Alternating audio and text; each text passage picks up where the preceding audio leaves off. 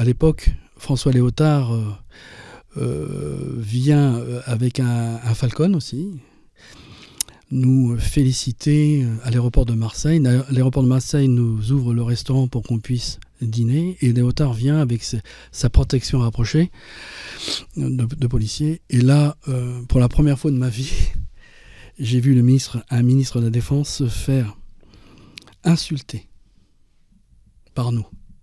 Pourquoi ?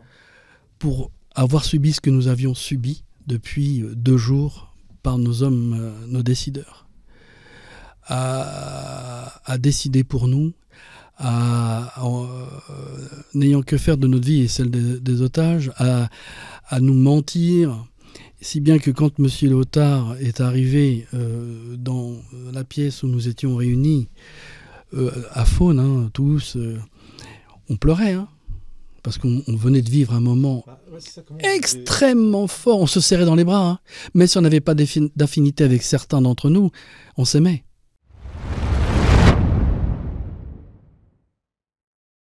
Bonjour à tous, merci de nous retrouver aujourd'hui pour une interview exceptionnelle de Jean-Luc Caliel que nous avons déjà reçu au micro de Nexus. Cette fois-ci, nous allons rentrer un peu plus dans le vif du sujet, de son parcours en tant que membre du GIGN, cette unité d'élite. Il est intervenu dans la très célèbre, malheureusement, intervention de la prise d'otage du vol Air France Alger à Marseille en 1994. C'est un des membres qui est monté dans l'appareil pour libérer les otages. Nous allons vous donner tous les détails de cette intervention et bien d'autres pour comprendre aussi comment, par la gestion de la peur, comment le politique intervienne sur les citoyens, comment est-ce que de son expérience personnelle dans ce métier, il a pu en tirer des enseignements primordiaux pour comprendre les enjeux de notre époque.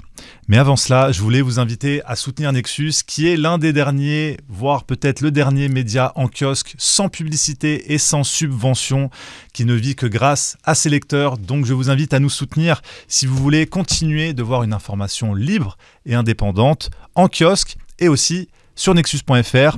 N'hésitez pas. J'ai le plaisir donc de te recevoir à nouveau, Jean-Luc. Merci de me recevoir. C'est un plaisir aussi. Alors, je t'avais invité il y a quelques semaines au micro de Nexus pour parler de ton ouvrage du GIGN à la foi. Exactement. On avait beaucoup parlé de la foi, de la spiritualité, alors que j'avais beaucoup de questions sur ton métier. Hein. Je pense qu'on t'en a posé des centaines dans ta vie, parce que c'est un métier, j'allais dire, qui interpelle, qui charrie énormément de fantasmes de la part des citoyens lambda. C'est vrai, ça génère beaucoup de questions, de la fascination, aussi bien chez les adultes que chez les enfants, hein, les ados, énormément. Et donc, c'est vrai qu'il faut répondre à toutes sortes de questions. Mais moi, je m'y prête volontiers, comme mes camarades, ceux qui le font aussi aujourd'hui. C'est le partage d'expériences, autant que ça serve. Hein. Une expérience n'est valable que si elle est partagée pour moi. Parce qu'on voit beaucoup de gens qui représentent votre métier dans les séries américaines, hein, ou dans les films à gros budget. C'est toujours très impressionnant. Il y a beaucoup d'explosions, il y a beaucoup de risques, hein, beaucoup d'effets spéciaux. Oui. Toi, sur le terrain, tu n'avais que toi et ton groupe pour survivre. Voilà, quand nous sommes sur le terrain, il peut y avoir des explosions, hein, parce qu'on a aussi une formation pour manipuler des explosifs, mais à des buts bien précis. Mais c'est jamais aussi spectaculaire que ce que l'on peut voir dans des séries télévisées ou des films à grand spectacle. On essaye d'être le plus sobre, le plus rapide et le plus discret possible. Hein. Nous, notre but, c'est d'intervenir vite et bien, surtout sans casse, et en préserver un maximum de vies, s'il y a des vies en jeu. Bien évidemment, la priorité à la vie des otages, des innocents, mais aussi si on peut préserver la vie des auteurs des faits, entre guillemets, du bourreau, on le fera. Voilà. Mais si on doit arriver à une décision finale à l'encontre du preneur d'otages, si on est obligé, on le fera. Parce que là, sur ces terrains d'opération, en gros, votre vie est en jeu, clairement. Oui. Et à la moindre erreur, ça pardonne pas. Donc, oui, on n'a pas le droit. C'est sans appel. La sanction est immédiate. Donc, il y a beaucoup de gens qui sont tombés sous les bannières du GIGN. Oui. J'ai des camarades qui sont décédés en intervention pour préserver des vies. Ouais, et ils ont donné la leur. Et ça marque. Ouais. C'est vrai. Des gens avec qui tu étais proche. Bah oui, on est tous proches. Hein. C'est une unité au sens propre comme au sens figuré. On ne fait qu'un. J'ai pour habitude de dire, et je le dis souvent, quand quelqu'un tousse dans l'unité, tout le monde prend du sirop. C'est très très important. C'est ce qui fait la cohésion, le ciment de l'unité. C'est ce qui nous permet d'affronter nos épreuves parce qu'on vit uniquement, cette unité vit uniquement en zone d'inconfort. C'est notre univers en fait. Et il faut faire qu'un. Il faut que la cohésion soit parfaite. On peut être d'accord ou pas d'accord avec certains camarades, avoir des affinités ou pas. Mais quand nous sommes en mission, on met tout ça de côté et le but, c'est l'objectif à atteindre. Obligation de résultat. Parce que votre seule force, c'est votre cohésion, c'est le fait que vous soyez un groupe uni. Voilà. Dans l'épreuve, nous sommes unis. On sait par où nous passons, on connaît les difficultés de ce métier, les émotions, hein, parce qu'il faut aussi gérer le stress, la peur entre guillemets. Sauf que nous, la peur, on nous apprend à la reconnaître, à l'identifier et à en faire une alliée. Une source d'adrénaline, un élément moteur et pas un élément inhibant. Voilà, ça c'est très important. Donc on apprend à vivre avec ça, c'est notre mode de vie en fait. Et comment vous apprenez à gérer la peur ? Il y a des exercices spécifiques ? Il y a des exercices, hein. On a des exercices. Déjà, hein, au test d'entrée, on nous demande parfois des tests. Quand on vient de la gendarmerie classique, il est très compliqué dans les tests de se retrouver à des hauteurs assez vertigineuses, faire des tests dans le vide en marchant sur une poutre dans le vide. Donc déjà, il ne faut pas avoir le vertige. Voilà, et c'est contrôle du mental, contrôle des émotions, de la peur, faire confiance au matériel, faire confiance au camarade qui est derrière. C'est tout ça, c'est un travail quotidien. Un travail quotidien, et quand on passe opérationnel, au bout de quelques mois de formation, on est un peu chapeauté par les anciens, entre guillemets parrainé par les anciens, qui vont, eux, apporter l'expérience terrain. Quand on arrive opérationnel, on a toute la théorie, on sait démonter une arme de jour comme de nuit, les yeux fermés, par temps froid, pluie, on sait gravir... escalader des immeubles, descendre en hélicoptère en rappel 60 mètres, on sait faire beaucoup de choses, c'est clair. On nous appelle très souvent des couteaux suisses, hein, on sait faire beaucoup de choses. Mais le terrain, quand même, c'est l'autre partie de l'enseignement qui est irremplaçable. Hein. On peut être hyper bien préparé, formé, équipé. L'expérience, quand même, fait la différence. Et donc, on a besoin de l'expérience des anciens. On a besoin des anciens. Et c'est les anciens qui ont la tâche de nous expliquer, de nous rassurer. Je me souviens d'une mission où on devait interpeller un individu dangereux chez lui, à son domicile, et nous attendions la fameuse heure légale, 6 heures du matin, pour faire exploser sa porte d'entrée. On savait que cet individu avait utilisé des armes sur les forces de l'ordre pour s'échapper, donc c'était pas non plus un tendre, hein. Et nous attendions dans un sous-marin, un fourgon banalisé, ce qu'on appelle dans le jargon un sous-marin, garé sur le parking de l'immeuble. Et on était préparés, et chacun répétait en lui le rôle qu'il devait jouer. Celui qui posait l'explosif sur la porte, celui qui tirait le fil, celui qui... voilà. Parce que tout est, on va dire, défini comme du papier à musique. Vous avez chacun un rôle. Oui, on a chacun... Une stratégie précise. Voilà. Avant chaque mission, il y a un briefing qui est fait. On nous décrit le profil de la mission, du ou des individus interpellés, le lieu si possible, avec un maximum maximum de précision. Et chacun, grosso modo, a déjà connaît son rôle, sa fonction. Mais très souvent, sur le terrain, les choses se passent pas forcément comme prévu. Et donc là, il faut faire preuve d'initiative, d'adaptation, d'opportunité. Et on a cette chance au groupe, c'est que quand je dis qu'on ne fait qu'un, c'est vraiment même dans le mouvement. Hein. Si le camarade qui était prévu à la porte d'entrée se déplace et va à la fenêtre, c'est qu'il a des raisons, donc on s'adapte. Voilà. Et on est, quand l'un bouge, c'est un mouvement général entre nous. Si l'un bouge alors que ce n'est pas prévu, c'est qu'il y a des raisons. S'il ne peut pas parler, c'est qu'il y a des raisons. Il faut savoir décrypter les signes, le regard, le geste. Et on peut communiquer rien qu'avec un regard et comprendre que l'autre nous dit, là, il y a un problème. Donc vous devez vous connaître parfaitement. On doit se connaître. Alors toi, tu es rentré en 1986 dans cette unité qui était fondée une quinzaine d'années avant, donc en 71, tu me l'as appris, à la suite des événements de Munich. Hein, exactement, 72, j'ai de mémoire, ou 71, oui. Et, exactement. Et c'est Christian Proto qui a eu cette tâche de créer, mettre sur pied l'unité. C'est notre père à tous. Il faisait quoi lui auparavant ? Il était officier dans la gendarmerie, hein, c'était un gendarme avec le métier de gendarme classique, et suite aux événements de Munich, l'État français s'est posé la question de se dire, si ça arrive en France, qui peut-on envoyer sur une prise d'otage ? C'est pas une guerre, c'est une prise d'otage, il y a des innocents, et donc le gouvernement à l'époque s'est dit, c'était tout à fait courant de se dire, il y a des gendarmes, ce sont des militaires, ils ont une formation judiciaire, certains sont agents de police judiciaire, d'autres officiers de police judiciaire. Il y a cette approche du code pénal que le militaire pur et dur n'a pas, et donc on a tous les cadres de légitime défense, on connaît tout ça, et donc ils ont donné la mission à Christian Proto à l'époque de créer le groupe pour intervenir sur des situations de crise majeure, et Christian a monté l'équipe. À l'époque il y avait aussi le capitaine Baril, Paul Baril.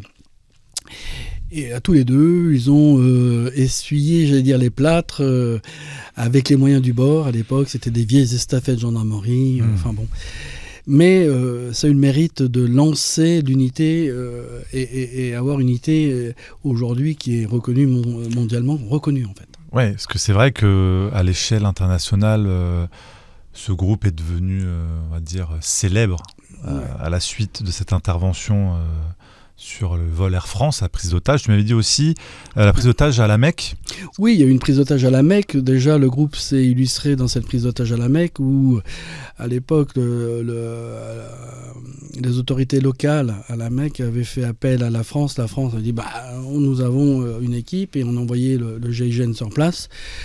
Et le GIGN a trouvé la solution à libérer les otages. Je n'y étais pas encore, j'étais encore très jeune. Ça s'est passé comment d'ailleurs, cet événement ? Je ne pourrais pas te donner les détails, mais je sais que ça s'est résolu en préservant les otages. Et je parle de ça, mais il y avait aussi une autre prise d'otage qui a été célèbre et qui a, pour le coup, gravé les 4 lettres dans le marbre à l'échelle mondiale. C'est la prise d'otage d'un car scolaire à Djibouti. À la frontière éthiopienne, où là il y avait des enfants pris en otage, et c'est le groupe là encore qui est intervenu. Et à Djibouti, on sait que les conditions climatiques sont extrêmement rudes, il fait extrêmement chaud. Ça va pas être facile avec tout le matériel. Et quand on est tireur fusil, parce que tout le monde au groupe peut être derrière un fusil à lunettes, attendre des heures le bon moment sous un soleil de plomb, c'est très très compliqué, très très compliqué. Il faut avoir un mental d'acier. Il faut avoir le mental d'acier et être prêt psychologiquement et physiquement pour tenir des heures, pour attendre cette seconde qui libérera les enfants. Oui, on se rend pas compte, parce que dans les films, on voit toujours ce moment où on donne l'ordre de tirer, mais on voit pas les heures d'attente qu'il a fallu aux tireurs. Bien sûr, mais pour arriver là, pour que tous les tireurs puissent tirer dans la même seconde, 3 ou 4 preneurs d'otages en même temps pour éviter qu'un des preneurs d'otages puisse réagir à l'encontre d'un otage. Il faut pouvoir les neutraliser dans la même seconde et donc avoir un tir simultané dans la même seconde. Tout ça, ce sont des préparations. Tout ça, c'est un travail en amont qui a été mis en place par nos anciens, nos pères, et qui se perpétue encore aujourd'hui, où on fait du tir de précision simultané, c'est-à-dire on doit entendre une détonation mais 10 impacts. D'accord. Voilà, en gros, je le résume comme ça. Mais il faut parfois, dans des situations, neutraliser la situation dans sa globalité dans la même seconde, pour éviter qu'il y ait des dérapages, des loupés, ou de preneurs d'otages puissent s'en sortir ou être simplement blessés et malgré tout enlever la vie d'un innocent. Ça, c'est pas possible. Ce qui fait que du coup, vous prenez votre retraite assez tôt. C'est très légitime, ce que tu me dis à 37 ans, moi, j'ai pris, tu as pu prendre ta retraite, parce que vous cumulez beaucoup de trimestres, dès que vous faites une intervention. Oui. Dès qu'on part en mission, l'avantage, c'est ce que Christian Proto avait négocié à l'époque, puisque à l'époque, quand on est tout au début, le gendarme a son salaire de gendarme classique. Ce qui n'est pas énorme. Ce qui n'était pas énorme, et Christian Proto a réussi à négocier pour que, vu les prises de risques et les enjeux, que le gendarme ait un salaire un peu plus élevé. Donc, pour ça, il a fallu que le gendarme soit breveté TAP, troupe aéroportée, c'est-à-dire à partir du moment où le gendarme saute, il a des primes, et quand il part en mission, il a des primes, et ça a permis d'avoir un confort de vie un peu plus meilleur. Mais quand on rentre au groupe, on rentre pas pour ça. Pour prendre sa retraite, non. Non, et puis on rentre pas pour un salaire un peu meilleur. C'est pas le but. Ça vole pas très haut. Mais non, parce que quand on met sa vie en jeu, très honnêtement, il n'y a aucun salaire qui compense le risque. Non. Et puis espérons que nous ne verrons jamais de membres du GIGN à 65 ans.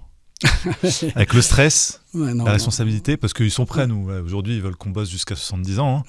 Mais il y a quand même des métiers où je pense qu'il faut quand même. C'est pas possible, comme beaucoup de métiers. Rester jeune. Voilà, beaucoup de métiers, c'est très compliqué. Un homme du GIGN équipé pour une intervention peut peser jusqu'à 100 kilos.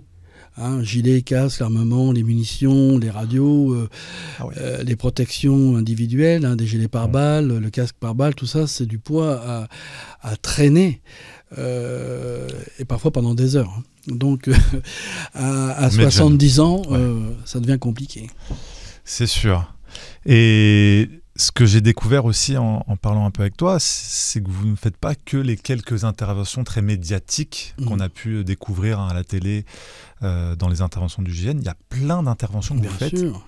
Plein de missions annexes, bien sûr. Qui ne sont pas connues, qui ne sont pas forcément des prises d'otages, dans lesquelles le GIGN est nécessaire. Et est-ce que tu peux nous expliquer ? C'est-à-dire que le GIGN peut venir en soutien technique et personnel auprès des unités de recherche de la gendarmerie, des sections de recherche, sur des affaires criminelles importantes à gros enjeux, où il faut suivre, prendre du renseignement, et le groupe a cette capacité de projection en termes d'effectifs, surtout aujourd'hui, puisqu'ils ont un peu plus de 400, à projeter une équipe avec tous moyens réunis pour pouvoir collecter du renseignement, le traiter pour les enquêteurs ou le directeur d'enquête.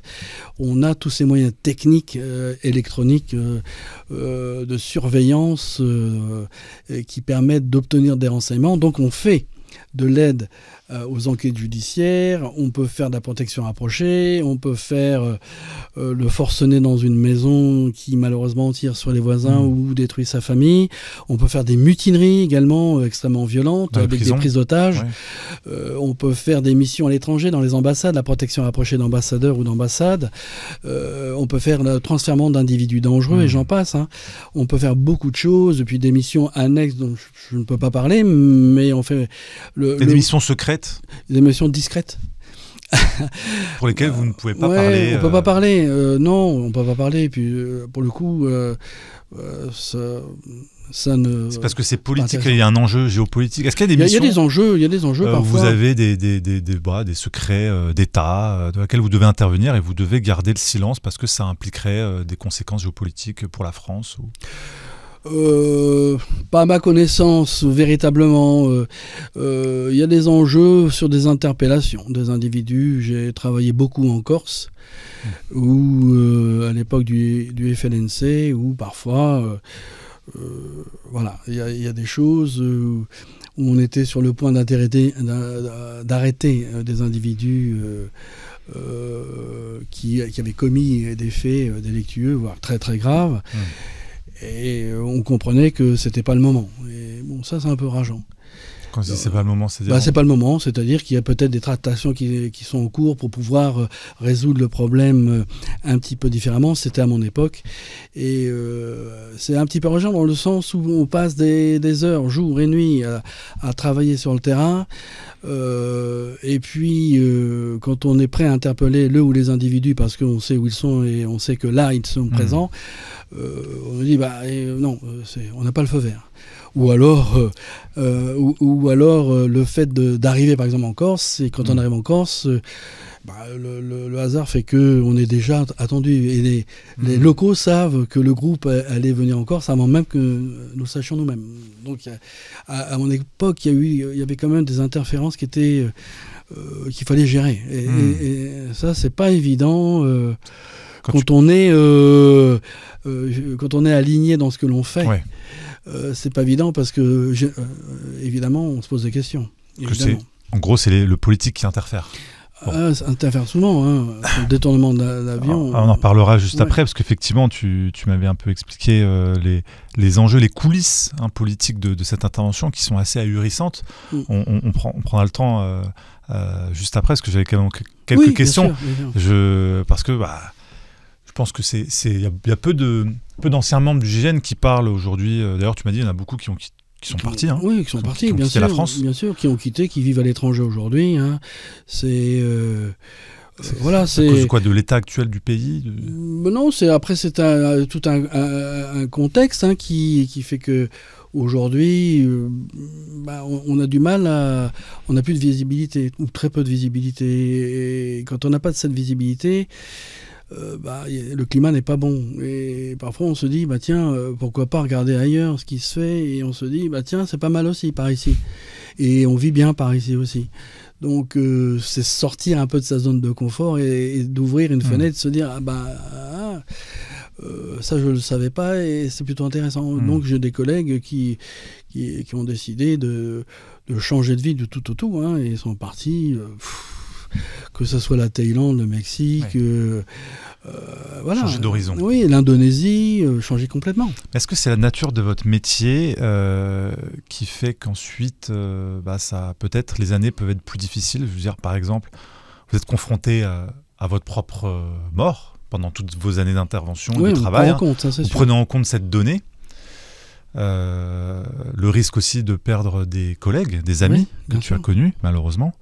Et aussi, même si ce sont des adversaires, des ennemis, le fait d'avoir à ôter la vie à quelqu'un... non, c'est pas simple. Comment on gère cet aspect des choses? Parce que c'est vrai qu'ôter la vie même d'une personne qui va nuire et qui peut tuer des innocents, évidemment... C'est jamais facile. C'est jamais facile. On les considère pas comme des ennemis, déjà. Ce sont des adversaires. Nous, notre priorité, c'est de préserver la vie, quelle qu'elle soit, que ce soit celle de la victime ou celle du bourreau. C'est préserver la vie. On nous a inculqué ça, j'ai envie de dire, depuis tout petit. Christian Proto avait mis ça en place et ça perdure encore aujourd'hui. Jusqu'à la dernière minute, si on nous sort un drapeau blanc, on en tient compte. Parce que pour nous, tant que la vie est là, il y a de l'espoir. Oui. Et cet espoir... Aujourd'hui, il en faut. Ouais. Il en faut. Donc, nous, la vie est extrêmement importante. Extrêmement importante. Elle est sacrée. Donc, effectivement, quand on est obligé d'appliquer des tirs, aux yeux de l'opinion publique, parfois, la mission est réussie et les gentils sont sauvés, les méchants ont péri. Mais pour nous, même s'il faut aller jusqu'au bout, on ira jusqu'au bout. Mais pour nous, c'est pas simple à gérer. On n'est pas là pour faire la guerre, nous. On est là, on travaille dans un milieu civil, avec on est confronté à des civils, des gens. On n'est pas face à des militaires ou une armée. Oui. Et donc, on a affaire à des gens, monsieur tout le monde. Et c'est pas forcément évident quand ce monsieur tout le monde perd tout et décide de réduire à nuance sa propre famille. Il faut aller le chercher et parfois aller neutraliser cette personne. C'est arrivé de neutraliser, ou alors s'il y a un otage où là menacé. On sent que la vie, ça se joue au millième de seconde. C'est pas un tir, c'est un tir pour abattre. Ça dépend. On fera d'abord un tir pour neutraliser, c'est-à-dire c'est soit une épaule ou dans la main qui tient l'arme. On est capable au groupe de faire la différence entre une épaule, c'est très précis. On tire tous les jours, c'est notre quotidien. Et on est en mesure d'appliquer des tirs extrêmement précis. Et en plus, maintenant, on a des supports au tir, type laser. Ouais. Donc, comme on a pour habitude de dire, point visé, point touché. Okay. On n'a pas le droit à l'erreur. On a une obligation de résultat, encore une fois. Donc, c'est une pression qu'on doit gérer. Et donc, si on essaiera d'abord de neutraliser l'individu pour stopper dans sa folie meurtrière. Et si malheureusement on n'a pas d'autre solution, comme ça s'est passé dans l'avion, où là on était au bout du bout et là on sentait que ça déraillait fortement, que une vie en l'occurrence était menacée, plus que menacée. Donc on est obligé d'intervenir et de préserver l'innocent. Et toi, en tant qu'homme de foi, parce que finalement tu as écrit du GIGN à la foi, comment est-ce que tu as pu gérer dans ta carrière, toi ou tes collègues, ce rapport au fait de devoir ôter ses vies pour protéger toutes les autres, heureusement. Et comment est-ce que c'est des choses qu'on occulte? On se dit, bon, allez, ça, j'y pense plus. Est-ce qu'au contraire, c'est des choses, on y revient dans les années et on essaie de faire la paix avec ça? On essaie de faire la paix avec ça, et puis on se dit, je l'ai fait parce que je n'avais plus d'autre solution pour préserver un innocent ou des innocents. Aucune autre solution ne nous était offerte. Oui. Aucune. Et avant d'appliquer un tir, je peux te dire que même si ça se joue au millième de seconde, on réfléchit. J'ai un souvenir qui m'a marqué. J'étais très jeune, où mon camarade, on était sur un forcené, on était plusieurs dans cette maison, et le forcené avait utilisé son arme violemment, blessé des gens, et on rentre dans la maison, on essaye de l'acculer dans une pièce, et le camarade qui est devant trébuche, tombe dans le couloir et tombe au pied de la personne avec l'arme, son fusil. Et cette personne, donc nous on est là, on est juste derrière, le copain tombe, son arme, son revolver, elle glisse sur le sol, et il nous dit, ne tirez pas. Et ces millièmes de seconde sont extrêmement longues en fait, parce qu'on sait ce qu'il a fait. On sait que notre camarade est à la merci de son canon, qui est à quelques centimètres, à 1 mètre de lui. On sait qu'on a, nous, à Saint-Instant-Précy, le pouvoir de le neutraliser. Oui. Et le camarade de ça nous dit, ne tirez pas. Et il lui a parlé comme on parle à un copain. Et en disant, vraiment, en lui disant, allez, il faut arrêter les conneries. On peut encore arranger. Pose ton arme. Il y a eu quelques secondes, je ne te cache pas, de tension extrême. Ouais. Cet homme qui était dans une folie meurtrière nous a regardé, il a pris son arme par le canon, il l'a posé contre le mur. Voilà, ça se joue à ça.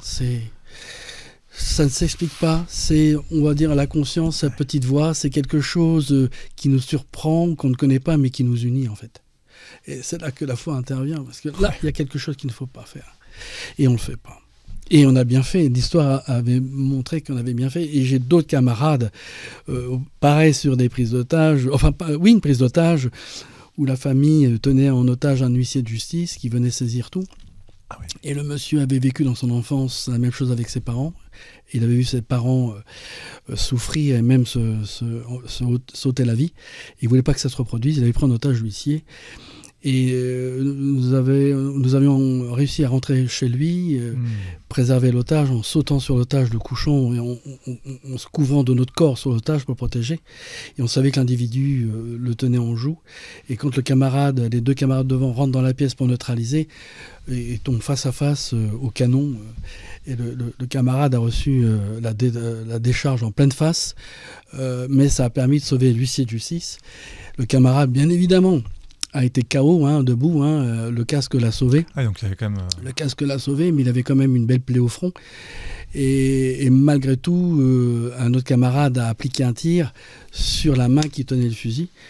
Et du coup, il a lâché le fusil pour ne pas renouveler un deuxième coup de feu sur le reste du groupe. Voilà, c'est un travail chirurgical que nous nous appliquons à faire. On fait de notre mieux toujours pour préserver la vie. On fait de notre mieux. Cet homme, on aurait pu lui ôter la vie. Il a tiré sur notre camarade, pensant tuer l'huissier. Et en retour, pour la petite histoire, l'huissier de justice allait être papa et il a donné en deuxième prénom à son bébé le prénom du camarade qui a pris le coup de fusil à sa place. Ça, c'est un cadeau. C'est un cadeau. Histoire forte et ça montre à quel point engagement. L'engagement, le sang-froid, la confiance aussi entre vous et puis parce que bon, vous devez préserver la vie des otages aussi, mais vous devez en priorité aussi penser à la vôtre. Oui, mais on est formé malgré tout. On est formé quand on fait ce métier, on sait que on va à un moment ou à un autre exposer sa vie pour d'autres. Et on est formé, on n'est pas seul, on est tous dans le même bain et on est tous prêts à faire front. C'est ça la chose. C'est ce qui fait aussi cette prise de conscience collective. C'est ce qui fait aussi cette force, cette détermination. Et qui nous renforce du groupe. Individuellement, ça nous renforce parce qu'on n'est pas tout seul. Et on sait qu'ensemble, on agit beaucoup mieux, on travaille mieux ensemble que d'une manière individuelle. On fait beaucoup plus de choses ensemble que tout seul. Et c'est valable dans la vie de tous les jours. C'est ce que j'allais te dire. C'est ce que je ne vois pas dans la vie de tous les jours. C'est ça qui est triste, c'est que, entre guillemets, c'est plus facile d'être soudé dans un groupe d'intervention parce que on est forcé d'être soudé par la nécessité de préserver sa vie, la vie des autres, la vie des otages, et aussi on sent que c'est la seule façon de s'en sortir. Dans la société, on n'a pas cette conscience de groupe. Non, on n'a pas cet entraînement. Vous êtes entraîné à avoir cette conscience, pas nous. Oui, alors que ça ne dépend que de nous, en fait. Ça dépend que de notre volonté. On vit dans des sociétés très individualistes. Et du coup, on a des sociétés très divisées, pour multiples raisons. Et on sait que la division, on sait que pour mieux régner, il faut diviser. Et que la division ne sert pas, en fait, à la communauté. Quelles que soient les communautés. Ou celle qui est tout en haut, les élites qui nous dirigent, entre guillemets. Diviser, on le dit, c'est un vieil adage qui dit diviser pour mieux régner. Nous, quand il y a une négociation avec plusieurs preneurs d'otages, dans la négociation, on essaye de diviser pour que entre les preneurs d'otages, il y ait des désaccords. Ça peut fonctionner. Mais oui, ça fonctionne. Ça a déjà fonctionné. Et ça peut. Proposer à l'un, par exemple, plus d'avantages s'il lâche là les armes. Voilà, exactement. Lui dire, voilà, tu sais, ton copain, j'entends ce qu'il dit, mais très honnêtement, on peut trouver une solution. Et la solution, voilà, elle peut être celle-ci. Qu'en pensez-vous? Tout dépend de la relation que l'on a. On se ouvre, on se tutoie, mais pour qu'il y ait débat entre eux, pour qu'il y ait des différences d'opinion. Tu vois, ça met le doute aussi. L'autre en face, il dit pourquoi pas. Même si ça ne marche pas tout de suite, une heure après, il peut revenir en disant écoute, j'ai réfléchi. Mais cette heure-là, elle est importante pour le négociateur parce que ça peut faire basculer la mission et arriver à un dénouement heureux. Et dans nos sociétés, on n'a pas cette cohésion. Chacun pense à lui. À sa cellule. Tant pis pour le voisin. On va comment dirais-je, on va le soutenir psychologiquement, mais on se dit ouf. Oui, en dernier recours, c'est un peu chacun pour soi dans cette société. Et on a, entre guillemets, un preneur d'otages, ce pouvoir qui nous domine, qui nous écrase. On l'a assez bien vu pendant la crise sanitaire où, du coup, on peut nous priver de nos libertés instantanément, de notre travail, de notre famille, Les gens qui ne peuvent pas aller enterrer leur propre mort à ce moment-là, sauf en allant bien se soumettre aux injonctions, aux injections, à tout ce qu'on nous a demandé, aux autorisations de sortie, tout ça. C'est un peu comme une prise d'otage, où on est tous un petit peu voués à nous-mêmes, face à une force très imposante. Et notre cohésion, à ce moment-là... La force, c'est toujours la même chose depuis des siècles, j'ai envie de dire. C'est la peur et le timing.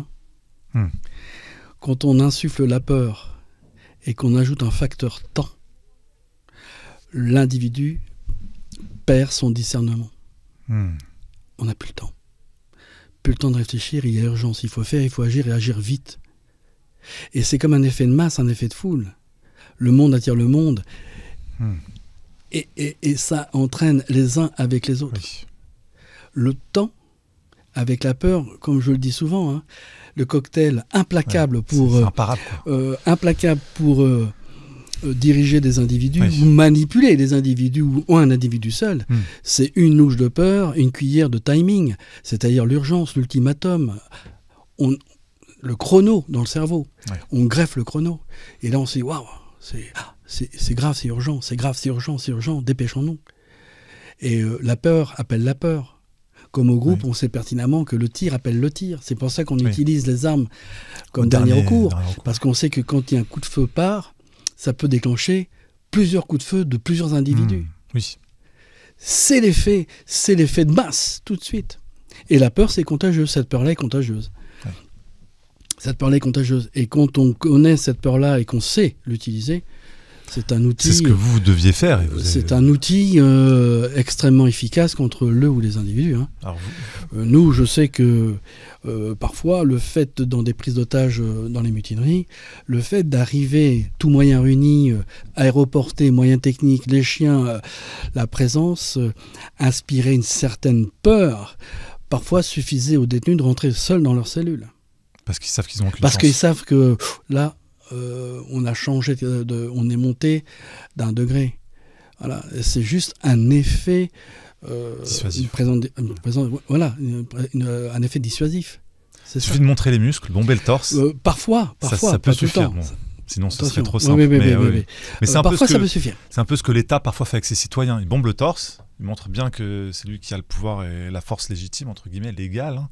Ça suffit pour que tout le monde rentre chez soi. Oui. Ou alors pour que tout le monde accepte de quasiment nous envoyer au front contre les Russes alors qu'on n'a aucune chance, clairement. Aujourd'hui, on n'est pas forcément bien équipé pour tout ça. Il y a plusieurs militaires qui ont dit la France face à la Russie, elle tient 3 jours. Voilà. Bon. Donc mais on peut se poser la question, pourquoi cultiver autant ça ? Et c'est là où ça devient intéressant avec le prisme de ton expérience, de voir finalement leur but, c'est pas d'aller faire la guerre à Poutine. Leur but, c'est d'instiller la peur pour continuer peut-être d'obtenir un consentement des citoyens à certaines choses, puisqu'on voit, on nous détrousse. On peut tout imaginer, vraiment on peut tout imaginer. Donc là-dessus, les propos sont tous différents. Personnellement, je trouve que quand on nous distille trop souvent la peur, quand la peur, on sait pertinemment que quand la peur monte, et si on y ajoute le facteur temps, et que la peur monte à la vitesse d'un cheval au galop, on sait pertinemment que l'individu va perdre ses repères. Il va devenir pessimiste, il va plus savoir quoi faire, et donc il va faire comme l'autre, comme son voisin. Et puis son voisin aura autant peur que lui, donc il y a de l'urgence, Et on nous montre des urgences imparables. Et donc ce facteur temps, eh bien, j'allais dire, c'est le booster. C'est le booster, parce qu'à un moment donné, on s'est dit, mais alors que on nous montre une peur de ce que sera demain, mais qui peut prétendre ce que sera véritablement demain ? Je te parle. Tu as prévu peut-être d'aller en famille ce soir, mais est-ce que tu en es vraiment ? On n'en sait rien, en fait. Il y a des choses que l'on prévoit qui n'arrivent pas. On nous fait vivre des peurs dans un futur hypothétique. Et on ne vit plus le présent. Alors que le présent, comme son nom l'indique, c'est un cadeau. Ouais, du coup, ça, on nous manipule mieux en nous maintenant. En nous projetant dans du futur qui n'existe pas, encore, qui n'existe pas. Et on oublie de vivre au présent au quotidien et de se poser les bonnes questions au quotidien. Alors que le présent, c'est les fondements même de notre futur. C'est vrai. Si on bâcle, si on néglige notre présent qui est un cadeau, au sens propre comme au sens figuré, eh ben ça va jouer sur notre futur. Oui. Vivons au présent. Il y a des risques au présent, là, aujourd'hui. Qu'est-ce qui est pris? Qu'est-ce qu'on fait maintenant, là, pour aujourd'hui, pour maintenant, pour nous? C'est vrai qu'à regarder un petit peu le rythme des gens qui bossent, qui sortent, les gens qui ont des métiers lambda, qui n'ont pas des métiers forcément à risque haute, mais qu'on voit assez facilement là, proche de Paris et à Paris, quel est leur rythme? C'est métro, boulot, dodo, c'est très timé, pas une seconde pour eux, pour essayer de réfléchir, prendre du recul, c'est la course. Pas le temps. Pas le temps. Pas le temps. On parle à n'importe qui dans la rue, j'ai pas le temps. J'ai pas le temps. On m'attend au boulot, j'ai les transports, j'ai déjà 1h30 de transport, les enfants qui attendent le soir. J'aurais presque envie de dire à un moment donné que choisissez-vous de vivre. Bien sûr qu'il y a des enjeux, des contraintes, bien sûr. Mais à un moment donné, c'est ce temps-là, je le prends pour moi, ou ma famille, ou mes enfants. C'est stop. Aujourd'hui, c'est stop. Je vais profiter de mes minutes là. De mes secondes, de ma journée. C'est stop. Et tout se passera bien. Hein. Tout se passera bien. La Terre ne s'arrêtera pas de tourner. Hein. J'ai envie de dire, des indispensables, il y en a plein les cimetières. Hein. Ouais. Donc, à un moment donné, c'est stop. Prends le temps. Et moi le premier, hein, parfois, je suis embarqué. Voilà. Embarqué. Tout est timé et à un moment donné c'est non là je peux pas, tant pis, il faut faire des choix, c'est stop, parce que on est dans un train en fait où on n'a pas le temps de voir le paysage. Exactement. On est dans un train qui fonce à vive allure et on ne voit même plus le paysage, il va trop vite ce train, donc à un moment donné il faut que ce train il faut profiter des arrêts, hein. Ouais, et puis cette peur que tout le monde a, cette peur de manquer. La peur de manquer, la peur de l'autre, la peur de ce qu'on a dans nos assiettes, la peur de la technologie, la peur du lendemain, alors qu'on ne sait même pas ce que sera ce soir. On vit dans un futur, encore une fois, hypothétique, potentiellement. Mais concrètement, il y a tellement de choses qui changent de la veille au lendemain. Même la météo change, alors qu'il y a des calculateurs. Vivons ce que nous avons à vivre. Demain est un autre jour. Tu as toujours eu cette espérance en toi? Ou est-ce que c'est... Je l'ai eu, ça a pris racine au moi, au groupe, naturellement, parce que quand on arrive sur des situations de crise majeure, où tout semble perdu, où la solution, a priori, repose sur nous, les autorités nous attendent, vous êtes la solution, alors qu'on n'a pas la solution, en fait. Hein. On arrive, ok, il y a une situation de crise, on pose, on réfléchit. On a toujours ce temps.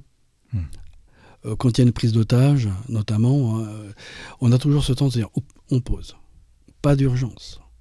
Ne pas confondre vitesse et précipitation. On pourrait croire qu'au contraire, c'est extrêmement urgent. Non.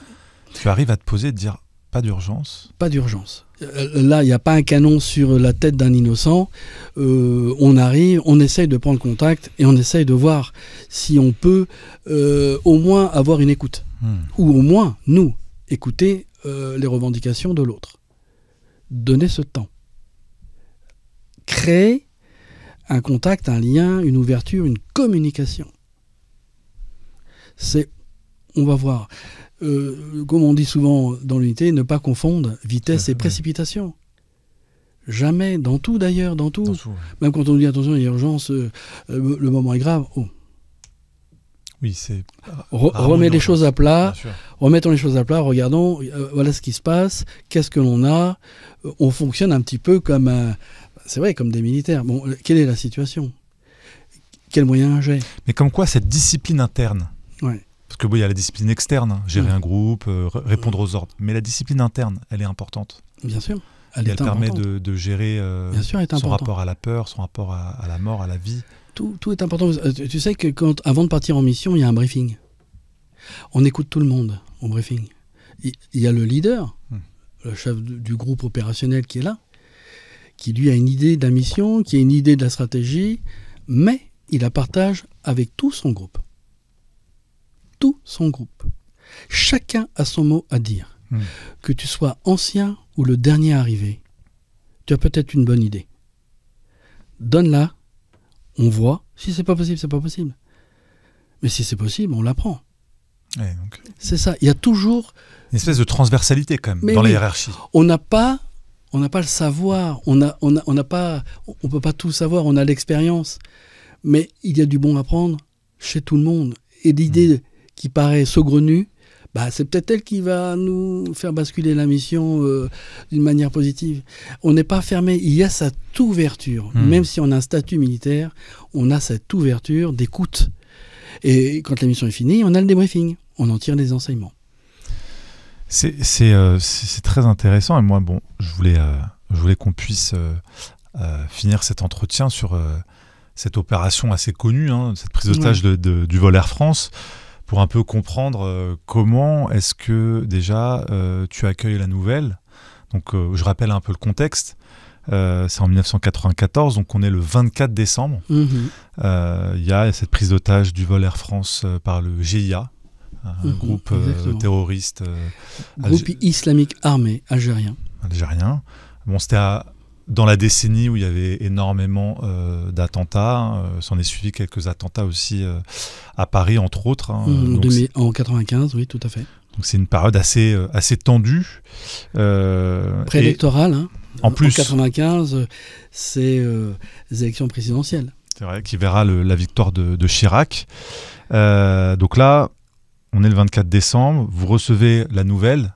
Donc toi, Oui, je suis à mon domicile, je prépare Noël en fait. Mon épouse, à cette époque-là, travaillait à Air France. En plus. Elle était en vol sur l'île de la Réunion et je préparais Noël pour le fêter ensemble. Et là, le bip sonne. Et quand le bip sonne, naturellement, le réflexe, c'est d'appeler la permanence du groupe. Qu'est-ce qui se passe? Qu'est-ce qu'il y a? Et là, on nous dit, on est en préalerte pour un détournement d'un avion Air France à Alger. Donc là, surprise. Le détournement d'avion, c'est considéré comme une mission quand même assez délicate parce qu'on intervient dans un tube. Et la seule protection que nous ayons, c'est notre protection personnelle, le gilet, casque. Ouais, parce que là, vous pouvez pas. L'effet de surprise est compliqué comparé à un immeuble ou à de l'extérieur. On peut aller se cacher derrière des murs. Là, non. Tu rentres dans un tube métallique.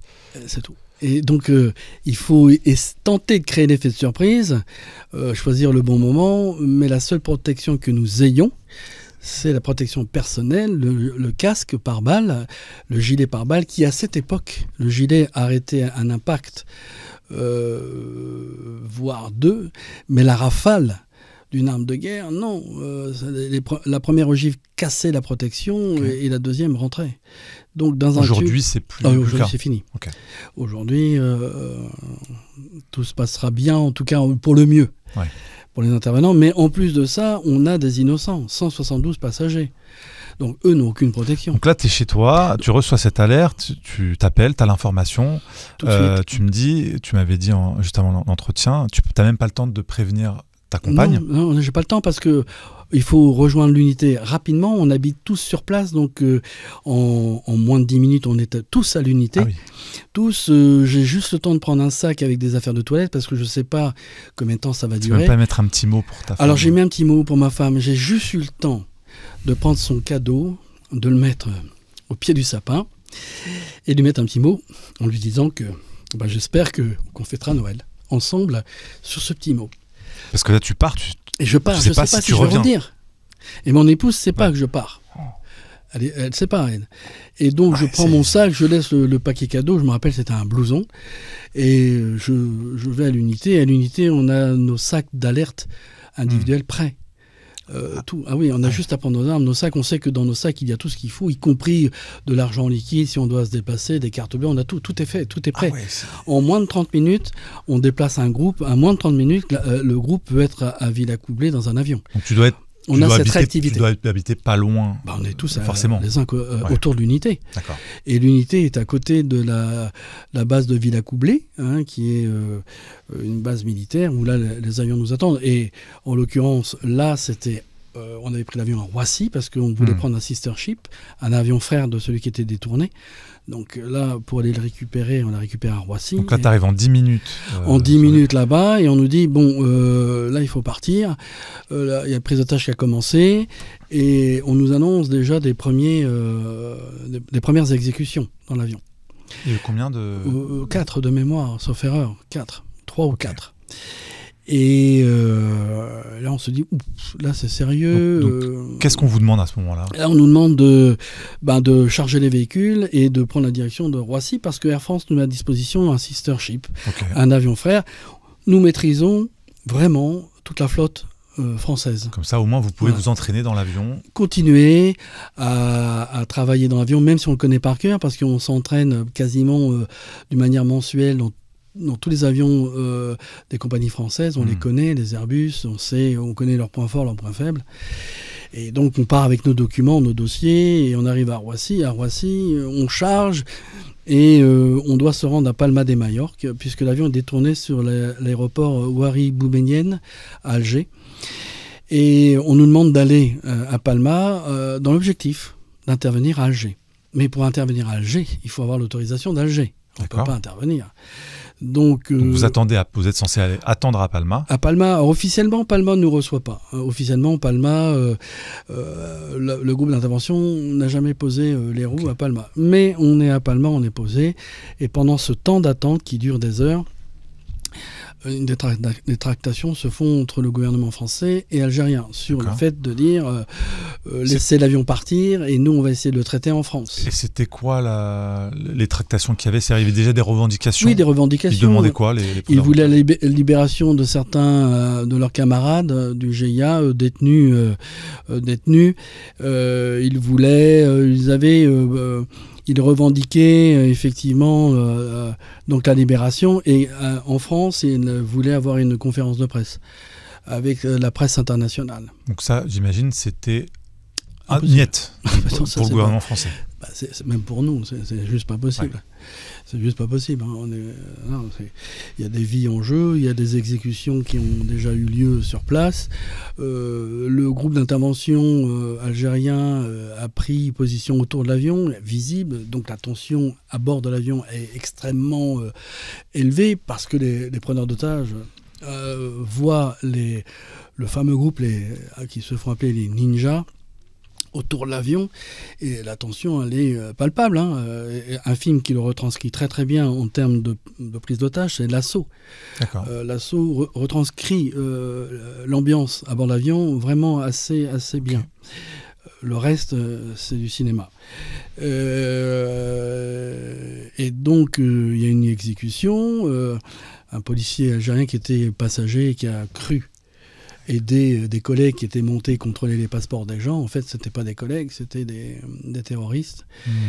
Et c'est le premier qui a été exécuté en haut de la passerelle devant les yeux de certains personnels navigants qui étaient à l'avant, ou le commandant de bord qui était à l'avant gauche. Donc là, vous savez qu'ils sont déterminés. Là, on sent qu'on a des gens déterminés, et on sent que c'est des gens qui ont une mission. Et comme des soldats, tant que la mission n'est pas accomplie, on continue. Donc nous, notre but, en tout cas le but du gouvernement français, c'est que l'avion décolle d'Alger pour qu'il soit traité en France. Non pas parce que on n'a pas confiance. Vous n'auriez pas pu intervenir ?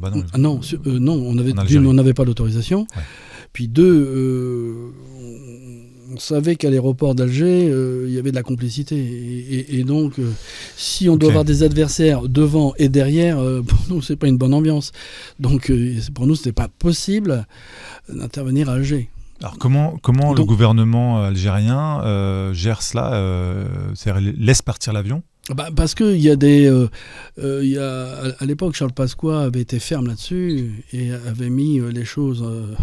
avait dit les choses dans les règles de l'art en disant s'il arrive quoi que ce soit à un membre de cet avion, vous en serez les premiers responsables et donc vous en subirez les conséquences. Et que ça, et comme c'est un avion de compagnie française avec du personnel français et que l'avion est français, il était logique qu'on puisse le traiter en France et que nous avions en France également les moyens de le traiter. Et comment les preneurs d'otages acceptent du coup Ils acceptent parce qu'ils demandent à Alger le décollage de l'avion pour aller en France. C'est un peu aller dans la gueule du loup pour eux. En tout cas, je ne sais pas s'ils ont mesuré ça, mais en tout cas, eux, c'est d'aller en France. D'accord. Et l'avion n'avait pas le plein de kérosène.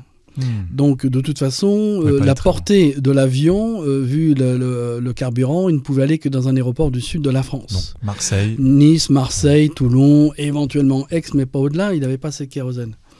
Et donc, nous, on s'était préparés à ça. Donc, on était à Palma de Majorque, on attend. Okay. Et là, on apprend, d'ailleurs, je l'ai écrit dans mon premier ouvrage, GIGN et secrets d'unité d'élite. On apprend pendant que nous sommes en attente dans cet avion que nos homologues de la police, le RAID, se préparent à intervenir. Donc oui, pourquoi pas.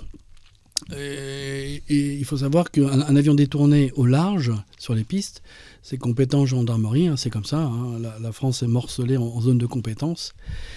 Et quand l'avion est relié à l'aérogare, c'est une compétence police. Donc le RAID et les pistes GIGN, voilà, c'est établi comme ça. Aujourd'hui, il y a des choses qui ont changé depuis les événements, derniers événements qui ont frappé malheureusement la France avec les frères Kouachi ou les événements... Bataclan. Au Bataclan, oui, pardon. Bien sûr. Les choses ont changé, heureusement. C'est en termes de réactivité, de prise de responsabilité. Maintenant, c'est le primo-intervenant qui prend la mission en cours. Et si c'est une compétence police, le patron de la police, quand il arrive avec son équipe, il prend le lead. D'accord. Et inversement, si c'est en zone gendarmerie, que c'est la police qui arrive en premier, et ben c'est le patron du groupe qui prendra le lead sur les équipes police-gendarmerie. Voilà. Mais avant, c'était un peu plus compliqué. Et puis sur un avion, c'est quand même compliqué. On ne peut pas intervenir, se placer sur un avion et de dire, tiens, je vais mettre les gens... non, une fois qu'on est en place, on est en place. Et donc, à cette époque-là, donc on est là, on apprend qu'il se prépare et quelque part, nous, on est un petit peu contrariés parce qu'on se dit, normalement, c'est une mission qui nous revient, c'est dans notre zone de compétence. Mais nous, on l'apprend par des amis qui sont aussi bien placés au gouvernement, qui nous disent, il y a vos homologues qui sont dans un avion moteur tournant à Évreux. Donc là, il y a quand même un rapport de force entre le ministère de l'Intérieur et le ministère de la Il y a un rapport qui est en train de naître. C'est des prérogatives qui n'ont pas lieu d'être parce qu'il y a des vies en jeu. Il y a aussi un jeu d'ego. Moi, je sais faire, on peut le faire. Qui étaient les plus compétents à ce moment-là pour intervenir ? Je ne peux pas dire qu'il y a plus de compétents. Je sais que, en tout cas, je parle pour l'unité. L'unité s'entraîne depuis des décennies sur les détournements d'avions. On s'entraîne tous les mois. On connaît toutes les ouvertures de portes, toutes les failles d'un avion, toutes les opportunités qu'offre un avion pour un intervenant. On connaît tout, on sait tout. C'est pour nous, on fait même des entraînements le plus réel possible à bord d'avions que la France nous met à disposition régulièrement pour faire du drill, ce qu'on appelle. Donc on a vraiment cette maîtrise, vraiment une maîtrise. Et donc pour nous, on est prêt. C'est pas logique que vous soyez... En tout cas, en plus, c'est sur une zone gendarmerie. Une zone gendarmerie, le groupe, tout ça, juridiquement, est cadré. Donc là, mais pendant combien de temps cette incertitude perdure ? Là, on reste sur le tarmac à Palma de Majorque des heures. Alors, juste pour bien comprendre, pendant ce temps-là, ta famille, tes proches, ta compagne, est-ce qu'ils savent où tu es ? Non, ma compagne apprend, elle est en rotation sur l'île de la Réunion et elle essaie de me joindre parce qu'elle apprend par les médias qu'il y a un détournement d'avion Air France. Ses collègues, puisqu'elle fait partie d'Air France. Donc elle se doute. Elle se dit, tiens, est-ce que mon mari est à bord ? Elle essaie de me joindre, elle n'arrive pas à me joindre. Parce que quand on est en opération, c'est terminé. Les téléphones... Vous n'êtes plus joignable. Ah non, on les met de côté, on se concentre uniquement sur la mission, la préparation. Même pas un petit mot à la famille On peut envoyer un petit SMS, mais là où on était, en plus, à Palma, ça passait pas. Oui. Donc, ça passe pas. Il y a interdiction de sortir de l'avion. L'Espagne nous avait dit on veut bien vous accueillir, mais personne sur le tarmac. Aucune combinaison aux gendarmeries sur le tarmac. Même à l'époque, le commandant Favier sortait et s'habillait en civil pour descendre de l'avion. Ok, donc il y a des gros enjeux politiques qui sont là. Bien sûr. Et donc, et nous, on répète.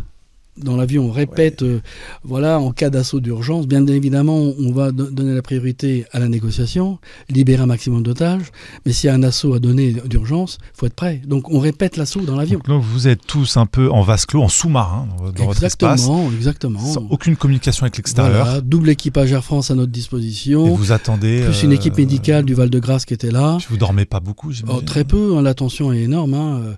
On passe par des moments d'excitation, l'adrénaline est là, le stress. On pense à sa famille, sa femme, ses enfants, les camarades. On se dit, espérons qu'on ne donne pas l'assaut, parce que dans un avion, c'est compliqué quand même. On n'y va pas la fleur au bout du fusil. Et donc, on attend des heures. Le commandant Favier est en lien direct avec la cellule de crise à Matignon. Et, vous attendez le feu vert ou les instructions? On attend les instructions. Et là, on nous fait comprendre qu'on est à Palma et on reste à Palma. Ok. Bon, et l'avion, lui, est déjà à Marseille? Non, il n'est pas à Marseille, toujours à Alger. Toujours à Alger. On dit, vous restez à Palma, c'est un ordre, vous ne bougez pas, alors qu'on sait pertinemment que nos homologues de la police sont moteurs tournants à Évreux, prêts à décoller pour Marseille. Là, on ne comprend pas. Ok. Là, on ne comprend pas. Il y a quelque chose qui n'est pas cohérent, qui n'est pas logique. Quelqu'un nous ment. On nous dit qu'il ne faut pas bouger, c'est comme ça pour intervenir à Alger, alors que pourquoi faire descendre nos homologues à Marseille? Alors pourquoi? Est-ce que ce sont à l'époque une guerre d'ego? J'en sais rien. Toujours est-il que nous, on ne comprend pas. C'était Pasqua aux manettes à l'époque. Oui, tout à fait. Et je me souviens très bien, le commandant Favier montant dans l'avion, il nous réunit devant les équipages Air France en nous disant, voilà... Apparemment, on n'en a que faire de mon opinion, enfin de ma façon de voir les choses. On nous demande de rester ici et je sais que nos homologues vont atterrir à Marseille.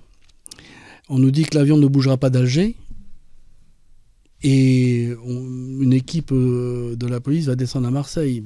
Incohérence. Et nous, on a un homme du groupe qui travaille auprès de l'ambassadeur de France à Alger. Il nous dit l'avion va décoller pour Marseille.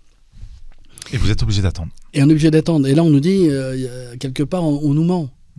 On a confiance en l'homme du groupe à l'aéroport d'Alger. Lui, quand il nous dit il va décoller pour Marseille, on est sûr qu'il va décoller pour Marseille. Quand on nous dit de Paris, bougez pas, il ne bougera pas, et qu'on sait qu'il y a des gens qui vont descendre à Marseille, il y a un problème. Et on prend l'initiative. Le commandant Favier nous dit, écoutez, si je prends l'initiative de nous déplacer contre vents et marées à Marseille, on prend le risque de dissoudre l'unité si ça se passe mal. Oui. L'enjeu, sur nous, elle est énorme, en plus du détournement. Oui, c'est-à-dire que vous devez affronter la potentielle intervention à venir et en même temps le rapport de force politique. Oui, le rapport de force. Donc, et c'est ça qui est compliqué. C'est ça où il faut avoir les épaules et toute l'unité reconnaît la valeur du commandant Favier qui a su... prendre cette décision avec le soutien complète de l'unité. L'unité encore. Et on a dit au commandant, on décolle, on va à Marseille. On est derrière vous. C'est une grosse décision collective. Contre le pouvoir. Ah oui, parce qu'on nous a demandé de rester à Palma. Et nous, on prend la décision de partir. Vous partez direction Marseille. Donc, on décolle. On a un Falcon 900 avec nous, donc des chefs de groupe partent. C'est quoi un Falcon 900? Un Falcon 900, c'est un jet. On a un jet en plus du pour le matériel Non, le jet, ça nous permet d'envoyer tout de suite une équipe rapidement sur place. C'est plus maniable, c'est plus rapide. Et on se prépositionne tout de suite. Okay. Donc une équipe part à Marseille et le reste de l'unité dans l'avion suit quelques minutes plus tard. Okay. Et nous, on devait, avant de prendre la direction de Marseille, survoler l'espace aérien algérien sans autorisation, mais pour entrer en contact avec le commandant de bord par radio, pour avoir des questions ouvertes ou fermées, c'est-à-dire est-ce que tout va bien, un bip oui, deux bip non, et on n'a pas de réponse. Mais à ce moment-là, quand vous prenez la décision de communiquer avec le commandant de bord de l'avion détourné, vous savez que les preneurs d'otages, eux, vont pouvoir capter les... Oui, c'est pour ça que le commandant de bord, notre commandant de bord, avait prévenu qu'en faisant appel à l'avion, répondait par un bip oui, deux bip non. Donc votre but, c'était que ça reste discret? Discret. mais qu'on obtienne du renseignement. Et c'était quoi, par exemple, est-ce que tout va bien à bord? Est-ce que les gens sont armés? Est-ce qu'il y a des bombes à bord? Est-ce qu'ils sont 2, 3, 4, à chaque fois un bip ou 2 bips? Mais malheureusement, aucune. Pourquoi? Vous savez pas de communication, rien. Okay. Donc on libère l'espace aérien algérien et on arrive à 3h du matin sur l'aéroport de Marseille. Et là... On est le 26 décembre, là. On est le 25. Le 26, dans la nuit du 25 au 26. Ok. La nuit du 25 au 26, il fait un froid de canard. Et là, à notre grande surprise, alors qu'on nous avait dit que l'avion ne bougerait pas d'Alger et qu'il ne viendrait pas en France, quand on arrive sur l'aéroport de Marseille au moment de l'atterrissage, on voit des gyrophares partout à Marignane.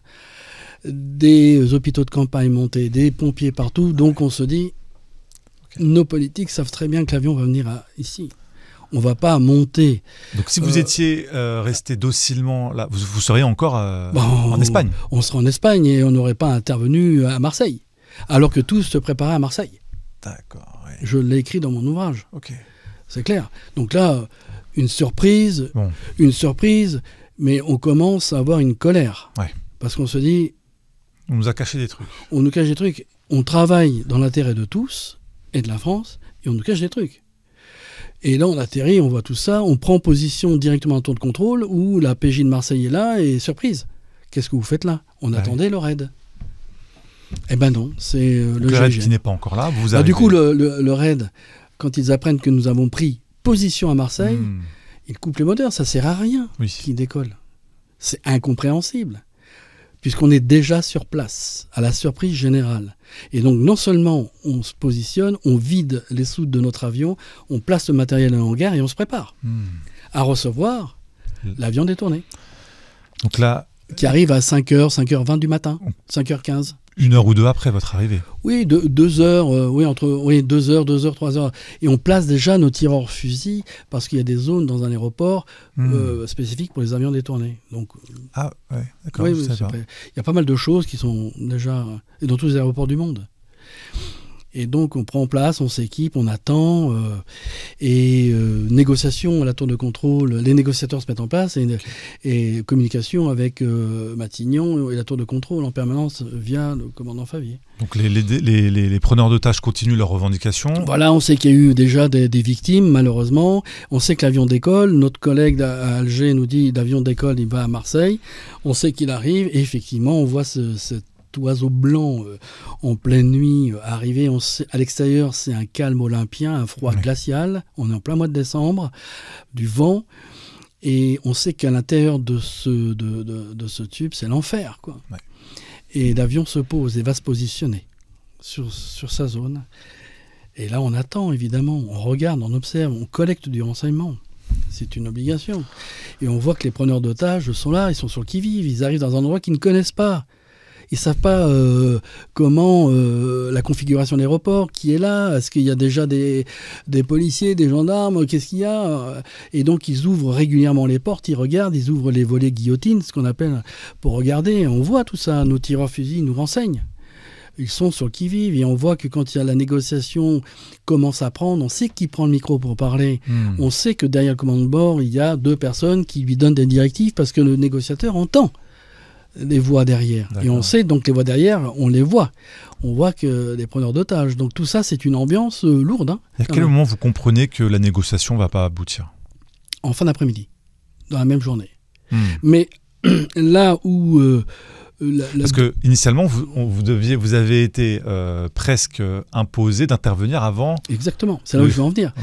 C'est que l'avion vient de se poser, 5h20. 5h du matin. Tout le monde est sur les dents, les preneurs d'otages, tout le monde. Et donc ils surveillent et on nous dit, les autorités politiques nous disent, il faut donner l'assaut à 7h30. Il faut que ça soit terminé pour le 13h. Et là on se dit, c'est pas possible. Ouais, ça, c'est juste pas possible. D'une 7h30, le jour se lève. Pas bon. 7h30, l'avion vient de se poser. Les pirates ne dorment pas. Ils sont hyper vigilants. Ils sont hyper vigilants, ils sont prêts à tout. On sait par notre camarade âgé qu'il y a potentiellement des bombes à bord, on sait qu'ils sont armés, on sait qu'ils mettent à exécution puisqu'il y a des cadavres sur le tarmac à Alger. Donc 7h30, non. Mais on vous l'impose comme ça, enfin on nous dit assaut 7h30. Une affaire politique, c'était quoi que... Assaut 7h30, moi, je l'ai compris, je l'ai perçu, qu'il fallait donner un assaut à 7h30 pour le journal de 13h que ça soit terminé. Et pour nous, dans notre culture, dans notre formation, c'est juste... Ça paraît surréaliste. C'est surréaliste. Mettre la vie de personnes en jeu. Surréaliste. Pour fanfaronner à 13h. Fanfaronner. Je ne sais pas, je n'irai pas à dire ça, mais pour le 13h, moi je dis c'est pas possible, et tous nos camarades se disent c'est pas possible, on est tous scandalisés. Parce que non seulement il y a des vies, il y a 172 passagers à bord, mais aussi les nôtres, entre guillemets. Donc, on a envie de dire ils sont gentils, mais là, 7h30, mais on se prépare quand même. On s'équipe quand même. Vous y seriez allé si vraiment ils avaient insisté, si le Matignon avait insisté? Après... je ne peux pas répondre à cette question parce que je sais qu'on était prêt malgré tout à y aller sans conviction aucune parce qu'on savait que là, 7h30, il faisait jour. C'est que non seulement vous devez négocier avec les preneurs d'otages, mais vous devez négocier avec le pouvoir politique français. Tout à fait. Mais tu vas Quelle voir, position compliquée. Mais voilà, c'est comme ça. Et tu vas voir le final. Et donc on se prépare à 7h30, donc à 7h on est tous équipés dans des bus, les carreaux cassés, il fait très froid, on attend, gilet casse, on se regarde tous, dans le regard on sait que là on va tous, comme on dit vulgairement, au casse-pipe, hein. Et on prépare, on regarde son arme, on la regarde 1000 fois, son arme, on se dit, bon... et on regarde 7h, 7h10, 7h15, 7h20. Et là, on se dit, on s'approche de l'heure fatidique, l'ultimatum. Et 7h30, silence. Et dans les bus, silence aussi. Le jour est levé, on attend, 7h40, rien. 7h45, juste après, on nous signale la libération d'un couple. Merci. Ce qui a permis d'argumenter en disant, vous voyez, en négociant, on peut sortir donc des otages. Le négociateur a réussi à faire sortir... Il y a, voilà un couple qui est sorti, et un couple qui sort, c'est riche de renseignements pour nous. Bien sûr. C'est vrai, ils peuvent expliquer comment ils fonctionnent. Tout. Et puis, ça montre aussi qu'il y a une volonté de l'autre côté de libérer en fonction des personnes. Même si ce n'est qu'une personne libérée, c'est une personne de moins. Et on peut pas se permettre de monter un assaut sans passer par la phase négo. Parce qu'une phase négo, c'est ça aussi. C'est obtenir la libération de maximum de gens. Alors de cette première petite victoire, pourquoi est-ce que vous n'avez pas réussi, la négociation n'a pas réussi à aboutir à la complète libération des otages? Alors pourquoi? Pour plusieurs raisons, hein. On a proposé des services à l'avion, mais le commandant de bord était assez problématique à gérer dans la négociation. Il avait toujours des questions qui étaient gênantes pour nous dans nos propositions de service. C'était très délicat.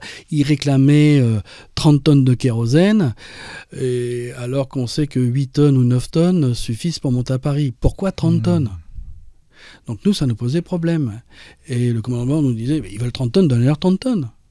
Et comme ça, on décolle et on va à Paris. On fait leur conférence de presse à Paris. Oui. Et nous, c'est pas possible. 30 tonnes, il y en a trop. Qu'est-ce qu'ils veulent en faire, l'avion? Est-ce qu'ils veulent en faire une bombe volante ou aller ailleurs qu'à Paris? Donc, on met des freins. Dans la négociation, on sait faire, on discute, on essaie d'obtenir, et la tension monte à chaque fois. À chaque fois, la tension monte. Les preneurs d'otages n'obtiennent pas satisfaction. Donc, on leur propose des repas, on leur propose un nettoyage de l'avion. Et on leur dit que l'aéroport est paralysé, que les gens ont peur de venir apporter de la nourriture. Donc, il faut comprendre. Donc, on essaie de jouer là-dessus. Mais le temps passe, et les pirates commencent à en avoir... sont à bout d'attendre. Le commandant de bord à bout d'attendre son kérosène, et il nous dit, mais il ne s'est rien passé à Alger. Rien passé, c'est compliqué de dire ça. Ouais. Il s'est passé à Alger. Et 30 tonnes, lui, il est mieux placé que quiconque pour savoir que c'est beaucoup trop. Et le commandant de bord décide de déplacer lui-même l'avion. sur sa propre initiative. Et donc, quand on entend les réacteurs se mettre en route, nous, on se dit, il y a un problème là. Il ne va pas décoller quand même. Donc, on est prêt à bloquer l'avion sur la piste de décollage. Et comment la gendarmerie nous avait mis à disposition des véhicules blindés, ce qu'on appelle les VBRG, les véhicules blindés à roues, de la gendarmerie, et les mettre sur la piste pour éviter que l'avion prenne son envol, quitte à neutraliser la roulette de nez. Voilà. Mais il était hors de question que l'avion décolle. En fait, il vaut mieux que tout se passe mal sur l'aéroport plutôt qu'à 10 000 mètres au-dessus d'une ville. Et donc là, il déplace l'avion pour le mettre où? Donc il déplace l'avion, il le dit clairement, puisque le kérosène ne vient pas à moi, je viens à lui, et il amène l'avion au pied de la tour de contrôle. Oui, donc là, changement c'est de... osé. C'est osé, c'est pas prévu, on lui a pas demandé, il prend l'initiative. Donc on se dit, là, il y a un problème, parce que pour le coup, il met à portée de tir les terroristes de tout. Et nous, nos tireurs fusils ne sont plus au bon endroit. Donc nous, on est obligé de rapatrier nos tireurs fusils en urgence pour qu'ils trouvent des postes de tir adéquats à la situation, au positionnement de l'avion. Donc ils vont traverser, on les récupère à la volée avec un camion ADP sur le terrain, on les ramène à l'aéroport. Imaginez-vous, faut s'imaginer des types débarquer à l'aéroport avec des filets de camouflage, avec des chiffons, des fusils, et se retrouver sur le toit. Mais c'était le seul moyen. Hein. Donc les tireurs, les 10 tireurs fusils se sont positionnés, ils étaient à 80 mètres de l'avion. Autant dire qu'à 80 mètres, les tirs chez nous, fusiliers, sont extrêmement précis. Alors à 80 mètres, c'est vraiment des tirs chirurgicaux. Hein. Et donc l'avion se prépositionne, la tension monte d'un cran, les pirates montent d'un cran, et font comprendre aux négociateurs que maintenant c'est 17h15 ou 17h20, et ça ne sera pas une minute de plus, et qu'un steward sera abattu froidement. Donc 7h20, le plein de carburant, les 30 tonnes. Voilà, et décoller, nous décoller. Donc on leur dit la conférence de presse peut se faire à Marseille. Pourquoi la faire à Paris? Les journalistes descendent à Marseille. D'ailleurs, à notre grande surprise, on l'a su plus tard, toute la presse mondiale est à Marseille en fait. Et donc on leur propose ça, non, ils veulent Paris. Donc là aussi, une incohérence. Pourquoi Paris alors qu'on peut faire la même chose à Marseille? Donc il y avait beaucoup d'incohérences qui nous laissaient supposer qu'il y avait d'autres objectifs. Voilà. Et on apprendra par la suite que les Twins, ça a été... le détournement de l'avion Alger-Paris, c'était les prémices des Twins à New York. Donc, donc à ce niveau-là, quand on sent que l'ultimatum est proche, les négociateurs nous disent « Oula, là, ça va très très mal », et il faut penser à l'assaut. Tout de suite, il faut penser à l'assaut parce que là, il y a un innocent qui va laisser sa vie. Et donc, on se prépare là, pour le coup, à 17h20. Vous savez qui va rentrer en premier. Là, on sait, les binômes sont déjà dispatchés, on sait qui rentre en premier. On voit la fameuse vidéo qui est connue sur les réseaux, vous pouvez taper. Bien sûr. On voit la porte avant droite, un de tes collègues qui ouvre la porte et qui reste un peu suspendu. Oui, pourquoi? Juste la petite explication, c'est que sur notre sister ship, nous sommes très peu de passagers à bord et on a pris les mesures des camions passerelles sur notre avion plus léger. Donc plus léger, plus haut. Ah oui. Et l'avion du Alger-Paris, 172 passagers avec leurs bagages, tous les sous de plaine, plus écrasés, plus bas. D'accord. Donc, on le sait, puisqu'on a pris ça en considération, mais on est obligé de prendre des mesures. Et les pilotes des escaliers mobiles avaient tous aussi pour objectif de se dire, quand je me colle à l'avion, je regarde si mon échelle ne gêne pas l'ouverture de la porte, puisque c'est une porte qui s'ouvre vers l'extérieur. Et donc, c'est ce qu'il a fait. Il a bien vu que l'escalier empêchait l'ouverture de la porte, donc il a fait sa marche arrière, et le camarade qui était chargé d'ouvrir la porte recule avec l'échelle. Ok, ça explique cette image un peu spectaculaire. Oui, mais... donc il y a eu ce point de passage, et il y en a deux à l'arrière. Et les deux portes arrière-gauche à droite, où moi je rentre par la porte arrière-gauche. Arrière-gauche. Voilà. Et quand on donne l'assaut, quand on donne le top action, on se met en file indienne dans l'axe arrière de l'avion, l'axe aveugle de l'avion, pour garder l'effet de surprise le plus longtemps possible. Mais ils vous ont vu arriver à ce moment-là avec vos petits non, véhicules? c'est-à-dire qu'au moment où on s'engage dans l'axe arrière, les terroristes, ils sont à la porte avant droite et arrière droite, parce qu'il y a des tirs qui sont appliqués de ces deux portes sur les regards, sur les avions au parking, sur la tour de contrôle, et aussi sur nos camions échelles, parce qu'on voit des traçants passer sur nous. Mais comme nous étions au bas des échelles, ils avaient une vue simplement d'échelle vide, alors que tout paquet d'assaut était en bas. Okay. Et donc le camion extrêmement chargé, les vérins frottés sur le tarmac pendant qu'on roulait. Et donc on était dans l'axe arrière de l'avion et on s'attendait à avoir des terroristes à la porte arrière droite et avant droite. Ils étaient tous devant. Et en fait, au moment où on arrive, les portes se referment et la suite, on l'a compris, c'est-à-dire que quand ils referment, tout le monde se dirige dans le cockpit. Mais nous, quand on arrive, ils sont derrière la porte. Donc les véhicules, le dernier véhicule doit contourner l'aile de l'avion, puisque l'aile, il faut les prendre en considération.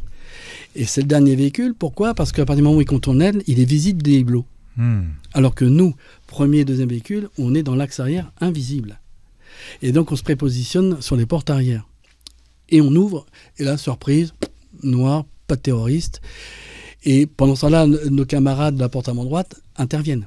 Et eux, c'est eux. Ils sont face à face. Ils sont face à face, à moins d'un mètre.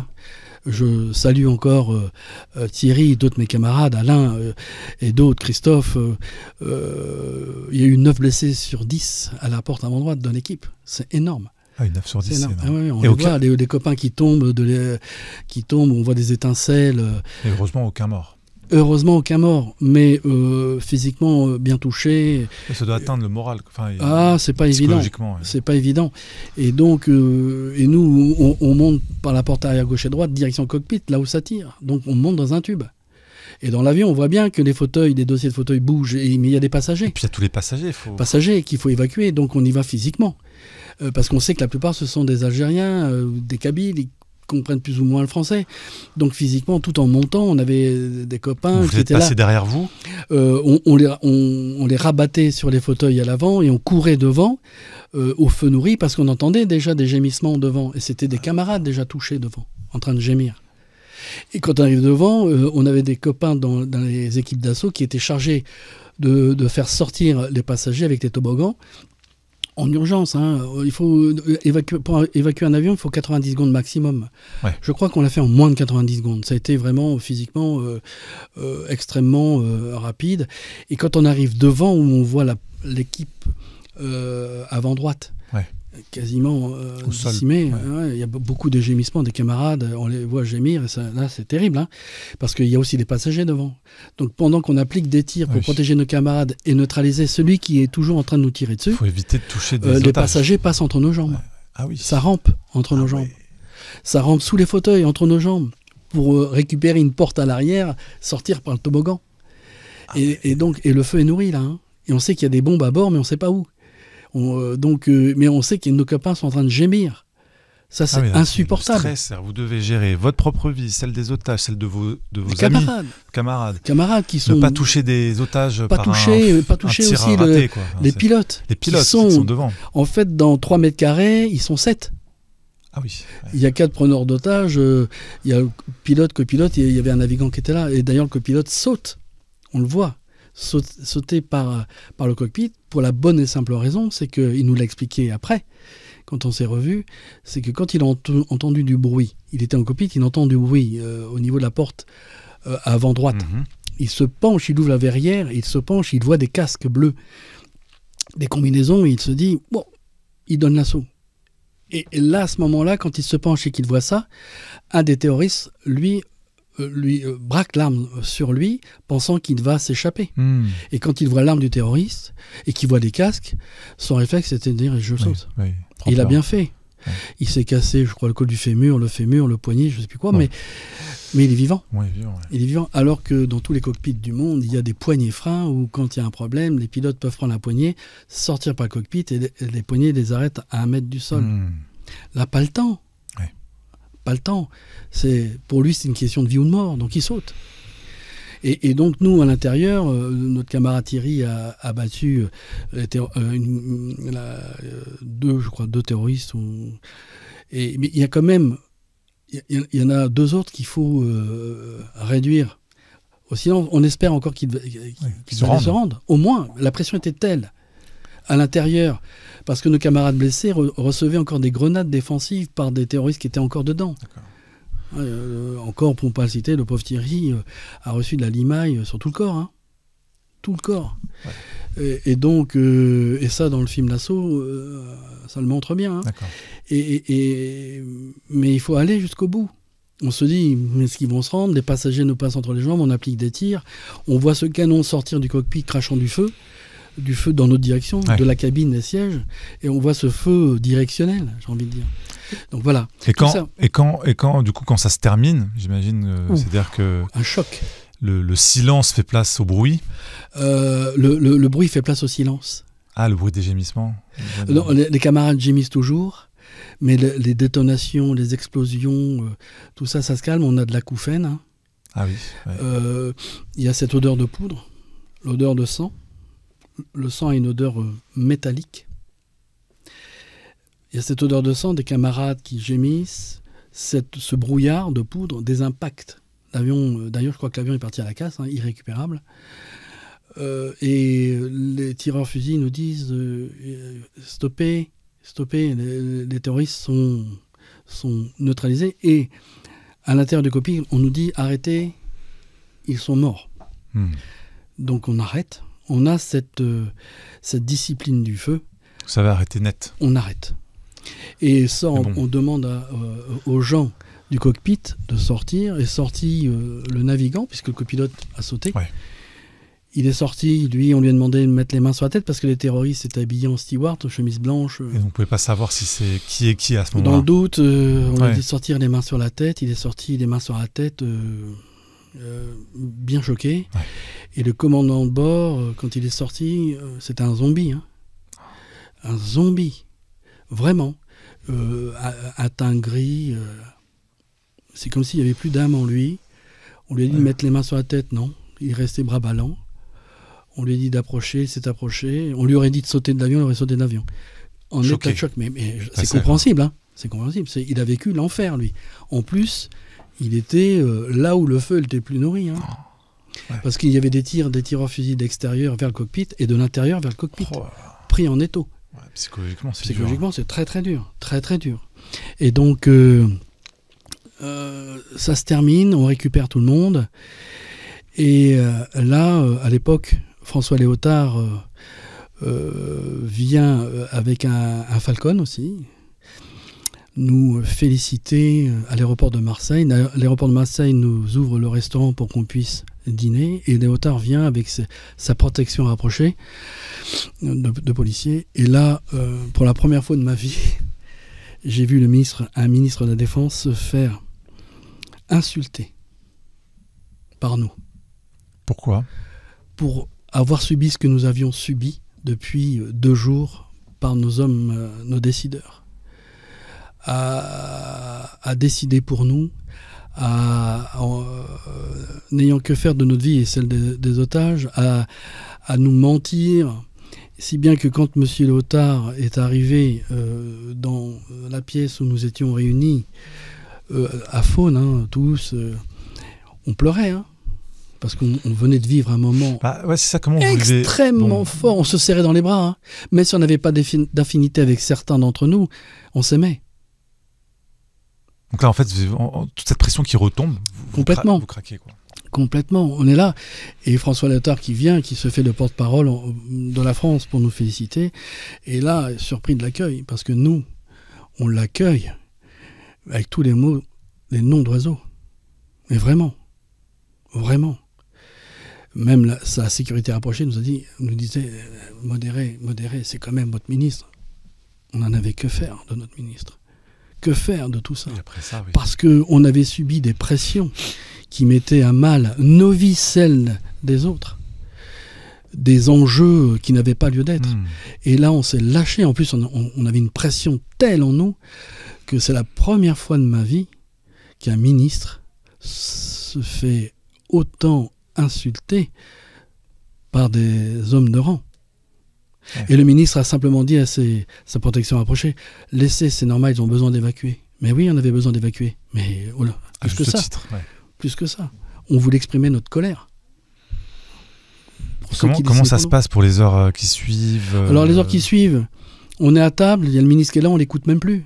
Quand le ministre, ça hurle à table et on veut même pas entendre le ministre, sauf qu'il reçoit un coup de fil, François Mitterrand l'appelle et il nous dit, s'il vous plaît, un peu de silence, j'ai le président de la République au téléphone. Et on le voit balader, parce qu'on ne respecte plus cet homme, parce qu'il représente quelque chose qui nous a complètement déçus.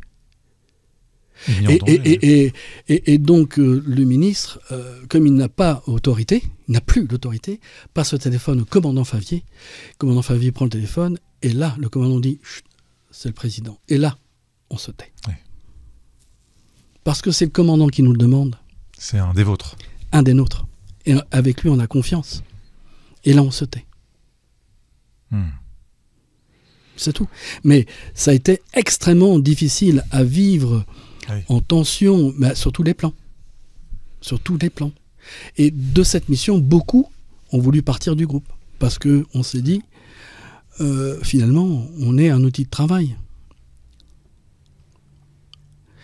Et quand on en prend conscience,